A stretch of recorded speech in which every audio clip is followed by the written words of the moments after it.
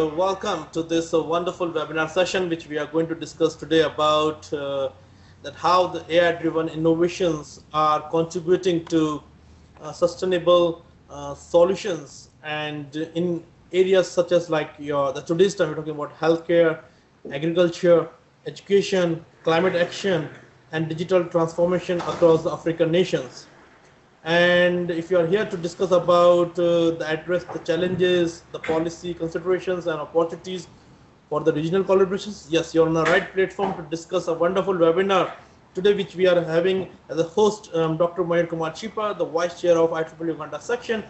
We are going to have a wonderful personality here with the Professor Dr. Dennis Mavigusa. He is serving as actually the Director for African Research Institute for AI, and also a consulting engineer in ICTs and researchers in STNI policy with over 10 years of practice.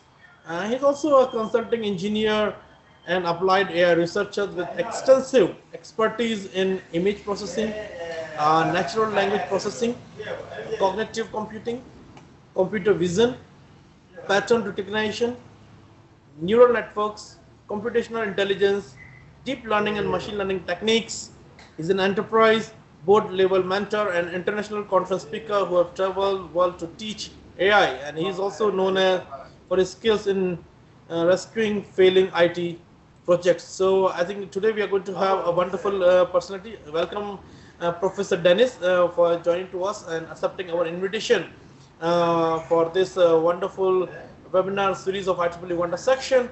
And he also works as a research fellow at the Science, Technology and Innovation Policy Research Organization, Tanzania, and he's the CEO of Den Consult T Limited. He's also the immediate just past chair of IEEE Tanzania section, and he has also previously worked with Tianjin Highlander IT company in China as information technology manager and lectured at different universities in Tanzania. So thank you so much, Professor Dennis, for joining to us for this wonderful webinar session. Thank you so much, all the participants, for joining to us, and thank you for registering to us. And over to you now, Professor Dennis. You may start your presentation, and thank you once again for joining to us. I'll briefly tell you maybe about African Countries for AI. This is the organization which I'm currently working with. So this is a research center. We are dealing with research, but also training and capacity building and policy advisory, all in AI. And we have 100,000 plus year of combined experience, and we are available in some of these countries. We have partnership with both local and international organizations. So yes, the impact of AI on sustainable development in African countries. This is what I'm going to discuss with you today. And rather than viewing the AI as a distant technology, we understand that Africa has the opportunity to use AI as a leapfrog tool to accelerate development. So I am going to highlight the real applications which are already happening across the continent, but also the challenges that we need to address in the strategic directions of African-led AI future. So with the first slide, this is about an overview and the strategic focus. And as you can see, the central question of this presentation is how can AI become Africa's catalyst for sustainable and inclusive development?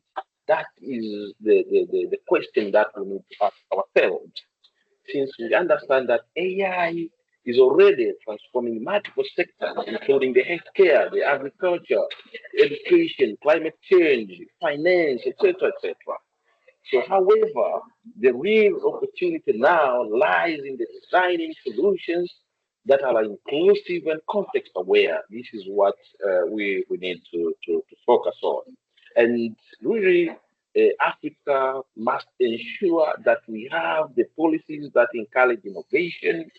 And I was talking even yesterday in one of the presentations that I posed the question that should we focus on the stricter law-based frameworks or on the flexible principle based frameworks? So this was a question which I asked yesterday, and I think maybe at the end of the presentation we'll be able to understand what kind of frameworks we need to pose towards Africa. But also we need to ensure regional collaboration, and this is one of our key components in ARIFA, and also bridging the infrastructure and digital divide, providing the ethical and responsible AI governance. These are the things that we need to focus on, and they are of a paramount importance. So the key message here is that AI must serve people and communities, not just technology markets. So we need to ensure that artificial intelligence serves the people and communities and not all about the technology market. So we have a very huge transformation of AI applications. You can see starting from the healthcare, talking about the diagnostics, the telemedicine, public health surveillance. These are some of the applications of AI in healthcare, but also in agriculture. We have smart farming tools and climate resilient solutions. Education, we have the personalized learning and digital access expansion, but also the climate actions, talking of the smart grids, the forecasting, weather forecasting, and green innovation. So all of these are the applications of AI, and they are already existing, and we are really applying this kind of technology to advance whatever we are doing in day-to-day activities. So some of the strategic priorities, I talked about them, and the other aspect that we need to look around, apart from all those applications that I've talked about, but at least we'll get to see some of the use cases that are happening in African context. So healthcare is not one of the most promising areas. Actually, it is one of the most promising areas, healthcare, where AI is already saving lives in Africa, and it is mostly used. I think we have a lot of projects ongoing in healthcare to make sure that it's creating an impact. Even Arifa, now we are working on we are building a solution that I mean, integrating artificial intelligence to the claims management system of the National Insurance Agency, Zanzibar Health Services Fund. So we are working on that kind of a project. It's huge, and it's going to have a very big impact at the end of the day. So AI power diagnostics, we can see Ghana also has developed this kind of solution, which is able to detect the multiple respiratory diseases with around 92% of accuracy. But we have another breakthrough in AI drone delivery systems, such as those delivering the blood, delivering vaccines and medicine to remote areas. So these systems can deliver medical supplies in under 30 minutes. You can see the way we have managed to minimize the time for delivery of the medical supplies, dramatically improving emergency responses as well. So the results here is reduced. We can see that this has actually led to the reduction of the maternal mortality, the faster treatment, the improved healthcare accessibility as well. So we have this use case of zipline AI, which has actually optimized the drone network and has completed over 150,000 life-saving deliveries across African nations since 2016. And we have 92% of their message accuracy. We have the use case of minor health AI system, which achieves 92% accuracy in detecting the respiratory conditions, supporting healthcare workers and resource limited setting out there. Well, now in agriculture, what is actually happening in agriculture as well? So agriculture, we understand that it supports millions of livelihoods in Africa. And actually, this is a backbone of the economy of most of the African countries. We are relying on agriculture for our economic development. And the AI is actually increasingly transforming the sector as well.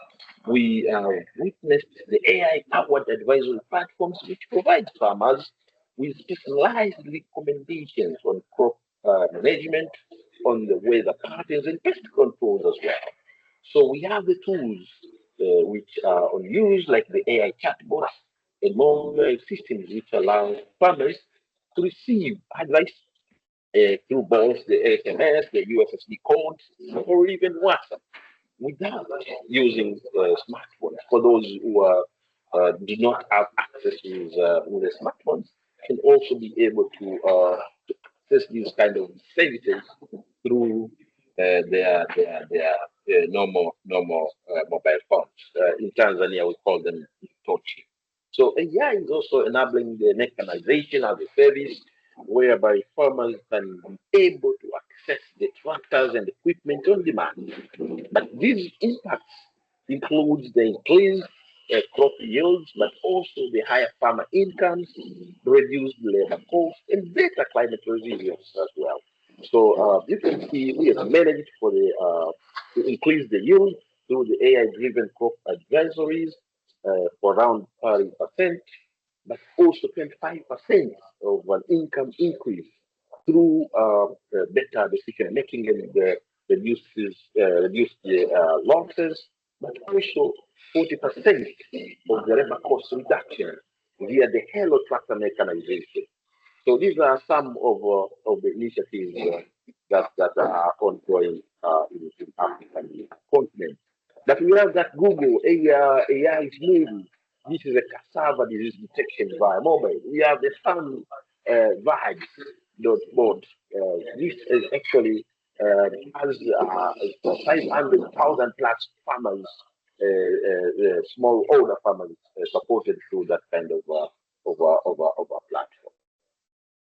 But also talking of agriculture, highly in education, the scaling the personalized learning as well, the personalized learning. So education also is another sector where AI can dramatically expand the opportunities. Here, AI is enabling the personalized learning experience, is adapting to the needs of the students, each student shall say, but also automation is also improving institutional efficiency. For example, reducing the administrative process, which were taking in some months to be done, but now they can be achieved through some few hours. But apart from this, we must also recognize the digital divide. A large number of Africans still lack internet access, and many people, especially women, they do lack the basic AI literacy. So this is also something to take note and to see how we can better the situation. So the focus should be on inclusive digital education and AI skills development. So we have increased, reduced the operational cost by 90% through the AI automation, some of the areas whereby we are making application of these kind of platforms, but also we have experienced a 50% annual increase in student enrollment. This has also been achieved. We have a 60% of AI startups, which now focus on education technology. I think even Tanzania have some of them. And we have 40% of rural schools now, which are actually using AI supported platforms. And 50% of African countries have national AI education initiatives. So this is a very good milestone. Even in Tanzania now, we have this project called the HIT program.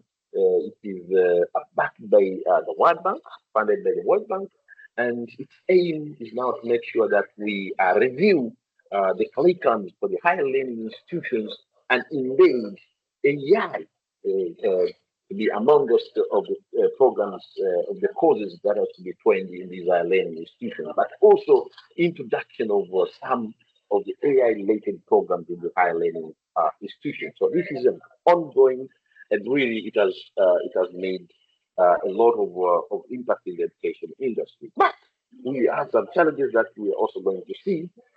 There is a huge use of misuse of these AI platforms also in the education industry, such as the use of ChatGPT, not only for students but also for teachers as well. So this we are also going to see as we are moving forward. So we have around 860 million Africans who are lacking internet access. This is a very big problem, and 86% of African women these are lacking the basic AI proficiency. So we need to invest heavily to make sure that this AI education is reaching to all these who are communities who are lacking such kind of education. And this is one of the goals that our organization is actually working on. So a 99% reduction in enrollment time from 90 days to 1 day. This is an achievement that has been done through AI, but and that Edwards is one of the case studies which is actually in place. So in climate action and the sustainable energy solution, Africa here is highly vulnerable to climate change. Is highly vulnerable to climate change. But AI can help us now to improve the resilience.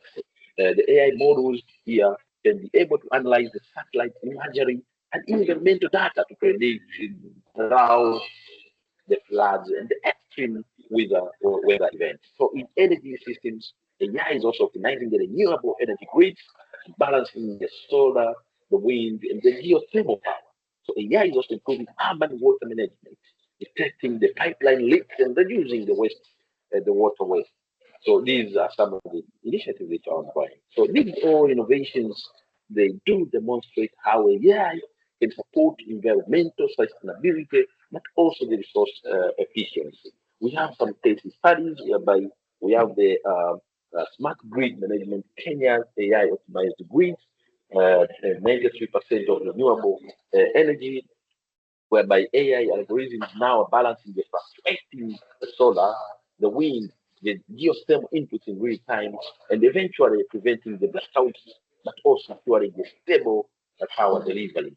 But also for the climate prediction, the predictive analytics for the early warning systems, whereby here the machine learning models are able to analyze the satellite imagery, but also climate data to forecast through droughts, floods, and extreme weather events across East Africa. But also, I talked about the water management, smart water systems. We have the 30% reduction in water loss. AI powered leak detection. We have a case in Nairobi, but also in Cape Town as well. Identifies the pipe ruptures in real time, and this has led to improving the urban water efficiency. Well, addressing the challenges, what kind of challenge now we are facing in Africa, these are also very important so that because they will help us now to be able to understand on how we should behave going forward. We have the talent gap. Africa holds only 3% of the global AI talent compared to the 60% in the United States. So you can see it's a big problem. So despite all the opportunities that I talked about, but we have the several challenges. We have the challenges. So Africa currently has only a small share of global expertise, and that's why we need to work heavily to make sure now we have the talent, the AI talent. But also the other thing is digital infrastructure. So the digital infrastructure, hundreds of millions of Africans, they are lacking reliable internet access. So this is also one of the biggest problems. In East African countries alone, we have 360 million non-users. That means these cannot access the internet. The third one is the data representation problem. Data representation problem. So you can see We have only 0.02% of global internet context in African languages. That means 2,650 times less than the English context. So this is also a very big problem, and I think there are some of the ongoing initiatives which are in place, and we have even our fellow colleagues from the African continent who are working on these kind of projects. In Tanzania, we have the Power AI, and from Dr. Molega, I'm not sure if he's with us here, and he's also working on the same. But we have, I think, the Masakane Research Foundation. They are also working heavily on that. And most of these AI models are trained on datasets that do not reflect African language, the cultures, but also the content. So addressing these challenges requires investment in talent, but also the infrastructure and the inclusive data ecosystems as well. So, well, I'm also going to talk about the policy frameworks and regional collaboration. And the future of Africa, actually, the future of AI in Africa depends on the collaboration policy frameworks. We really need to invest heavily on the collaborative frameworks. The African Union has actually already endorsed a continental AI strategy, which provides a shared vision for responsible AI development. So this was endorsed in July 2024 as a unifying framework. It prioritized on AI integration because do emphasize on the data sovereignty and domestic expertise, but also aligns with the national development goals.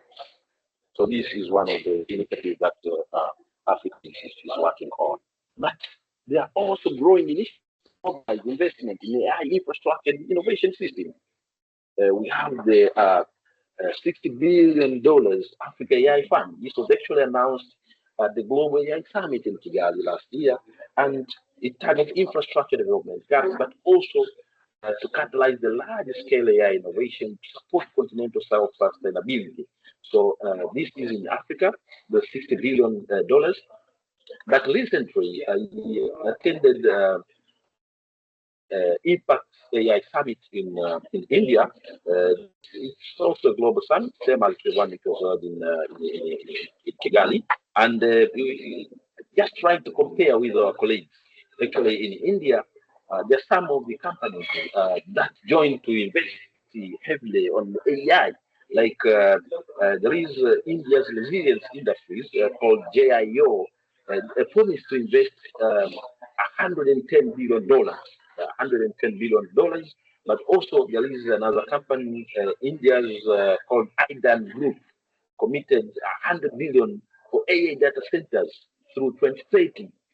Also, the also promised to invest $50 billion in global south. Here we are talking of India, Africa, and the like. But also the Indian data center firm committed the $200 million for AI hubs. So you see some of these investing on AI infrastructure. The other thing is we have the regional initiatives. We have the regional initiatives such as smart. This is actually a regional initiative and cross-border data governance frameworks, which are very, very essential. We have the G20, but we have the Smart Africa Digital Economy movement. I think some of the member states have already signed the declaration, but yes, some few countries which have not signed.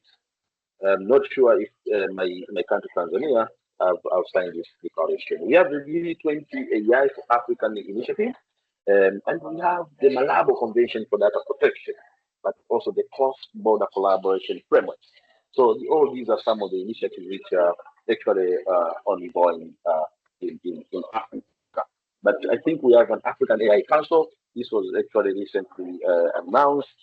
All these with the aim of improving how we react. So the future of Africa, of AI in Africa, lies not in isolated national efforts, but in a collaborative pan-African ecosystem.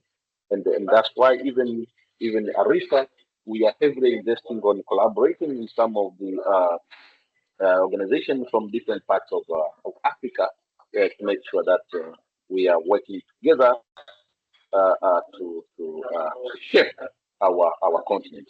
Actually, we have really connected with the eastern, the central, with the southern, with the northern part of Africa and the eastern part of Africa to make sure that we have a presence.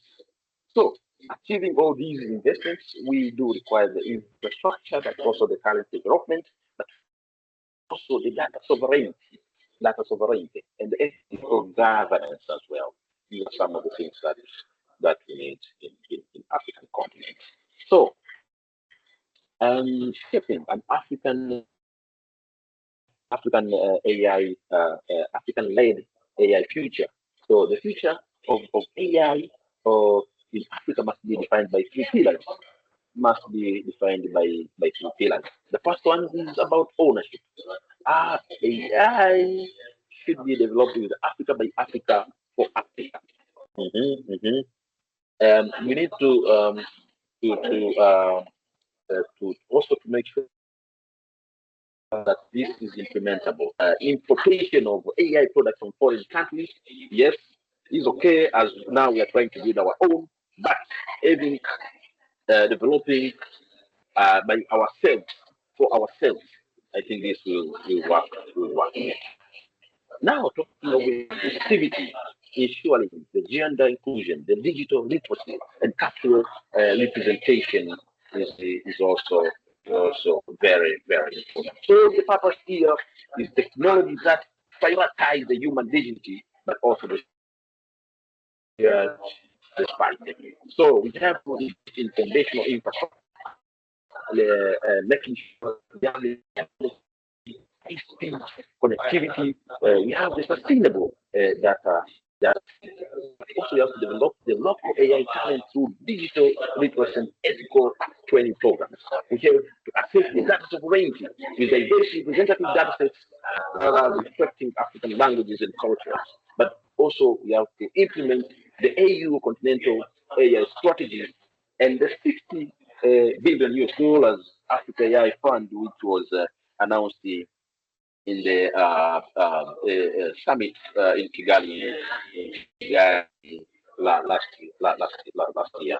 So this is actually not a race to catch up. It is an opportunity to lead a new paradigm of technology that serves people and planet. Ultimately, AI support also the UN Sustainable Development Goals, the SDG 2, 3, 4, 7, and 14 as well.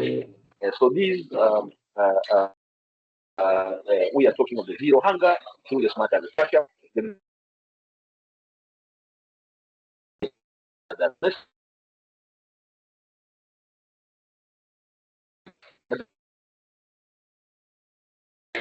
So if we implement responsibly, AI can become one of the most powerful tools for sustainable development in Africa. So Africa has the opportunity not only to adopt AI, but to shape how AI serves humanity. The decisions we make today will determine whether AI becomes a tool for inequality or a driver for inclusive prosperity. Thank you very much for listening, and I humbly submit. Thank you, Prof. Mayor.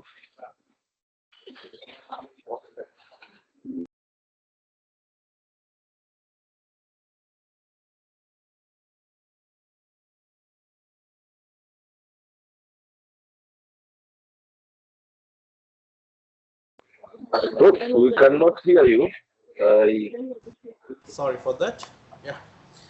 Thank you so much, Professor Dennis, for making a wonderful presentation where you have talked about now to the AI, then how it is revolutionizing the African healthcare, then transforming agriculture and the food security. That is also the need of the time. Also to the AI in education, and also to the climate action and sustainable energy solutions. So, thank you so much, Professor Dennis, for making this wonderful presentation, because this was really insightful for the young researchers, scholars, students, even those who are working with industry, that how they can apply this in AI, and also how they can collaborate. That is very important. I learned from your presentation, because as a standalone, we cannot do everything all together. But let's how collaborate together. Either it's about healthcare, it's a any other domain we're working on, agriculture, business, or any other domains which you're working on, sustainable developments, to cover those SDG goals, how we can collaborate and how we can work together. That is what I believe we shall be taking from your presentation. And also, lastly, you talked about the policy frameworks and the regional collaboration. That is where I believe, like, the scholars will have your profile now. Maybe they'll be able to discuss with you in near future for more collaborations, and like how we can work closely. Now, apart from that, I have one or two questions which I've received. Then we'll make it open platform for other scholars to raise the hand and then ask the question to Professor Dennis. So, Professor, is it okay for you now? Yeah, it is okay. Just get a question, please. Okay. So there is a question when we submitted the form, we got a question like, you're talking about AI in agriculture and education and healthcare. Apart from that, which SDGs are most likely to benefit from AI adoption in Africa?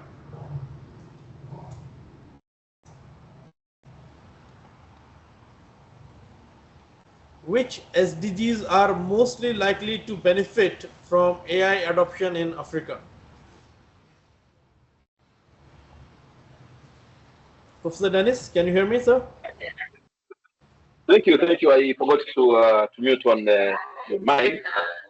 And from the SDGs, if I refer my presentation, we have about 4 SDGs. But I talked about SDG 2, which concerns about the zero hunger, zero hunger. And I talked about Africa, agriculture being the backbone of most of the African countries. So SDG 2 is about zero hunger. So here AI will actually improve agriculture and food security. Talking of the smart farming tools, talking of crop disease detection, for example, the cassava disease detection, but also the AI advisory for farmers. Because the AI, the mechanization platform. I talked about the Hello Tractor is one of the cases that we have. So if we invest in this, that means what we are expecting is a higher yield, but also the reduced losses in agriculture, but also improvement of the farmer income as well. But also there is another SDG 3, which is about the good health and well-being as well. So AI can actually strengthen the healthcare systems through the AI-powered diagnostics. For example, the respiratory disease detection, but also the telemedicine and public health surveillance, the drone delivery of medicines. I talked about it. The vaccines, the blood.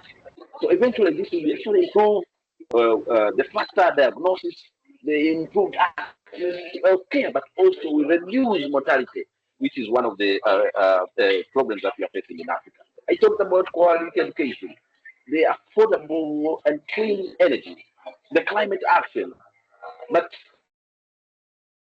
the zero hunger and the good health and well-being, the SDG 2 and 3, I think are the most impactful in African continent. Thank you, Prof. Thank you, Prof, for talking about all those different SDGs you're working on and how it is going to impact the SDGs in Africa. And apart from that, another question was, how can startups leverage AI to drive inclusive economic growth? So how these new startups which are starting their business, how they can leverage with AI to drive inclusive economic growth? That is another question I received. So would you like to put some comments on this? Thank you, Prof. I think with the startups in Africa, to leverage AI in order to solve the problems that we are facing in Africa, first of all, we can start by making the business process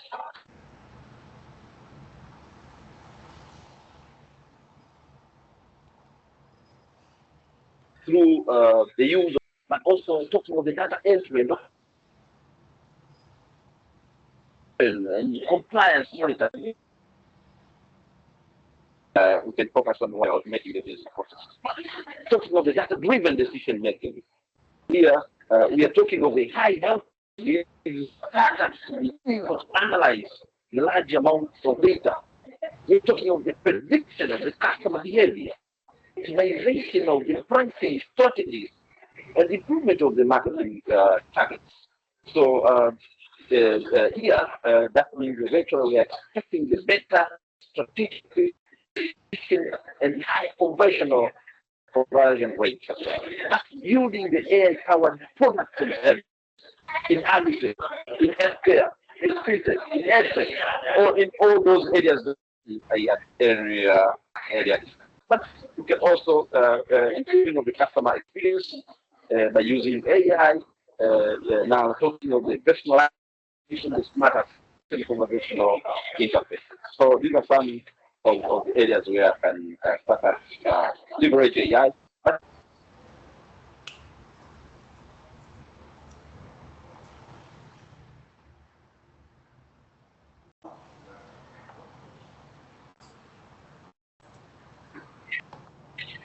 Yes. Hello, can you hear me now? Yeah, now it is very well. So we were discussing like how can African nations develop framework that ensure data collected within the continent is used for local benefit rather than being exploited by external entities. How do you suggest Yes, on that? I think I explained about it. I talked about understanding our local problems that we are facing. So we need to understand our own challenges, and we need to work on those challenges. We need to build the frameworks that will address our challenges. We need to use the continental the AI frameworks, so we can use these ones as a benchmark now to build the national based framework. If we are to build a national maybe AI strategy, then we look at benchmark on the continental AI strategy as well. Okay, so these are the things that we need to do. But also, I talked about investing heavily in the AI infrastructure. So we need to add the frameworks that really uh, support the investment of AI infrastructure. But we need also to build the talent building for Africa. It's not about building the frameworks. Do we have the knowledge of how to build these kind of frameworks? Do we have that understanding? Are we following the proper procedures to build those kind of frameworks? So these are the things that we need to be able to understand. It's not a matter of building frameworks. You can build any kind of framework that you want, but are you following the proper process? Are you following the proper process? Do you have the knowledge of the process that it has to take in order to do that kind of a framework? So these are the things that we also need to understand about that. And it's not only for individuals, but mostly for the decision makers, the policy makers.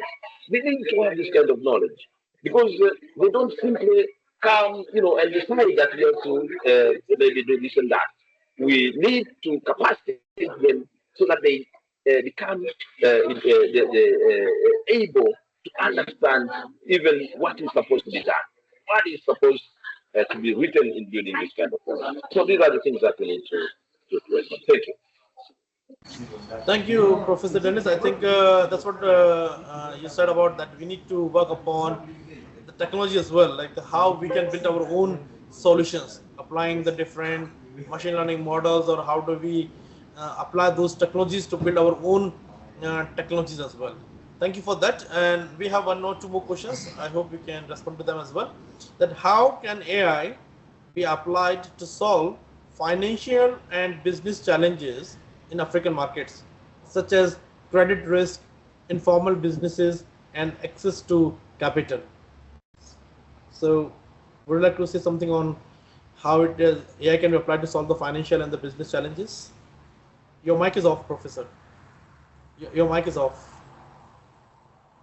Thank you. What I'm saying is, I think I talked about this as well in one of my presentations, that we need to encourage building the platforms that will really be helpful in order to solve this kind of problems that we are facing in the financial, in the business ecosystem as well. So the first thing now comes to understanding the challenges, okay? And it's not about having solutions that will be able to solve these kind of challenges, but we have to understand our environment. You don't simply import a product from the foreign country which might be able to solve these kind of challenges. You have to conduct the requirements analysis, the user requirements analysis. You have to visit the client who is on demand of that kind of a solution. You have to identify gaps, the gap analysis. You have to understand their processes, their day-to-day processes.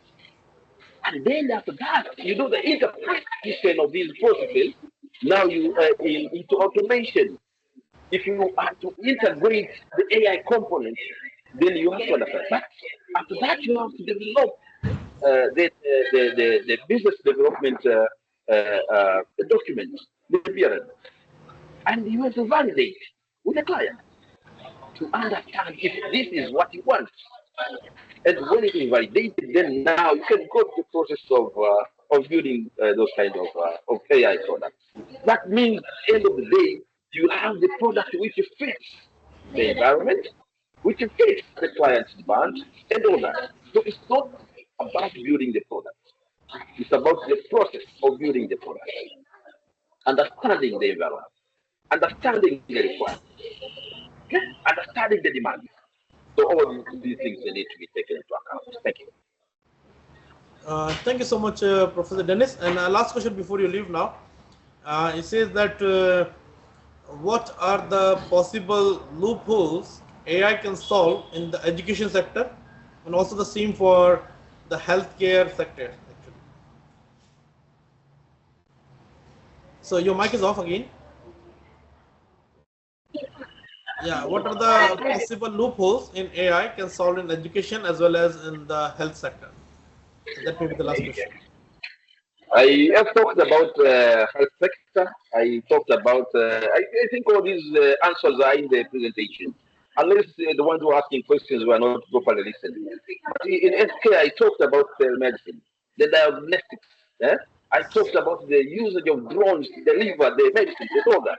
So these are the loopholes that we have to work on. We have to make sure that we are building products that can serve the purpose. I talked about this in the presentation.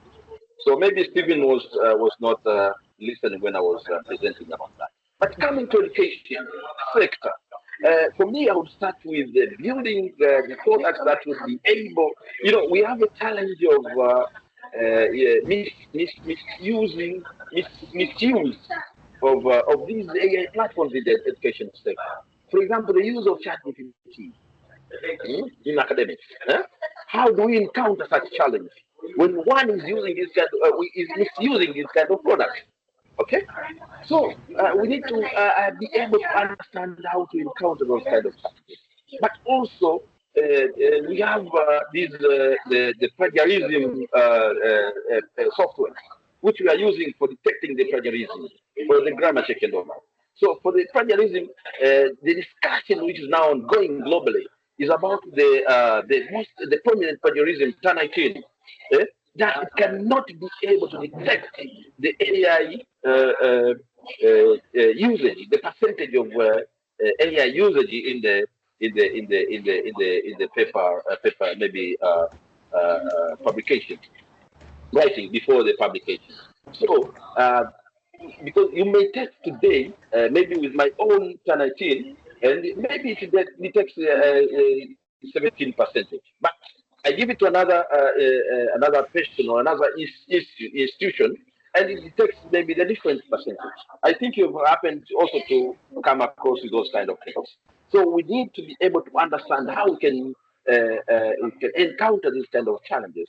but we also need to educate on the proper usage of these AI platforms. Thank you. Thank you so much, Professor Dennis, for making a wonderful presentation. And I hope the audience definitely have I've learned a lot from your presentation. Other AIs in agriculture, or it's in climate change, or it's in the health sector, or in education. Thank you so much, Prof. Thank And you for I'm very happy to be given. thank you for this insightful session, and welcome to the Pole of Africa. Welcome to Uganda as well.